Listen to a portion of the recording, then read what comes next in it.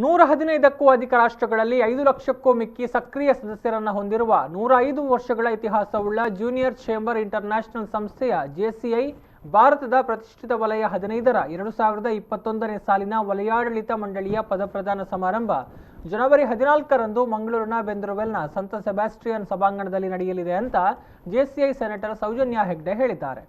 Mangaluru press ಕ್ಲಬ್ನಲ್ಲಿ ಸುದ್ದಿಗೋಷ್ಠಿಯನ್ನು ನಡೆಸಿ ಅವರು ಮಾತನಾಡಿದರು. ಜೆಸಿಐ ವಲಯಾಡಳಿತ ಮಂಡಳಿಯ ಪದಪ್ರದಾನ ಸಮಾರಂಭ ಸಂಕ್ರಾಂತಿ ಎಂಬ ಶೀರ್ಷಿಕೆಯೊಂದಿಗೆ ಜನವರಿ 14ರಂದು ಸಂಜೆ 6 ಗಂಟೆಗೆ ನಡೆಯಲಿದೆ.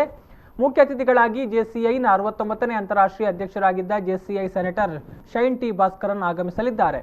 ಅವರೊಂದಿಗೆ ಪೂರ್ವ ರಾಷ್ಟ್ರೀಯ ಉಪಾಧ್ಯಕ್ಷರಾದ ಜೆಸಿಐ ಪುರಂದರ ರೈ ಹಾಗೂ ನಿಕಟಪೂರ್ವ ವಲಯಾಧ್ಯಕ್ಷರಾದ ಜೆಸಿಐ ಪಿಪಿಪಿ ಕಾರ್ತಿಕೇಯ ಮಧ್ಯಸ್ಥ ಅವರು ಗೌರವಾನ್ವಿತ ಅತಿಥಿಗಳಾಗಿ ಭಾಗವಹಿಸಲಿದ್ದಾರೆ.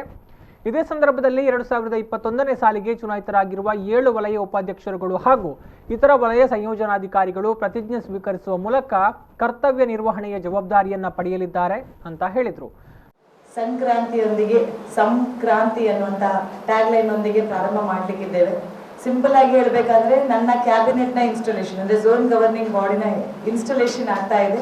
ಇದೇ ಬರುವ 14ಕ್ಕೆ ನಾಡಿದ್ದು ಬೆಂದೂರಲ್ಲಿ ಇರುವಂತಹ ಸೇಂಟ್ ಸೆಬಾಸ್ಟಿಯನ್ ಪ್ಲಾಟಿನಂ ಜೂಬ್ಲಿ ಹಾಲಲ್ಲಿ ಒಂದು 60 ಜನರಿರುವಂತಹ ಒಂದು ಝೋನ್ ಗವರ್ನಿಂಗ್ ಬಾಡಿಯ ಇನ್ಸ್ಟಾಲೇಷನ್. ಇದಕ್ಕೆ ಮುಖ್ಯ ಅತಿಥಿಯಾಗಿ ಬರ್ತಾ ಇರುವವರು 2014ನಲ್ಲಿ ಭಾರತದಿಂದ ಆಯ್ಕೆಯಾದಂತಹ ವರ್ಲ್ಡ್ ಪ್ರೆಸಿಡೆಂಟ್ ಶೈನ್ ಭಾಸ್ಕರನ್ ಅವರು ಈ ಕಾರ್ಯಕ್ರಮಕ್ಕೆ ಮುಖ್ಯ ಅತಿಥಿಯಾಗಿ ಬರ್ತಾ ಇದ್ದಾರೆ.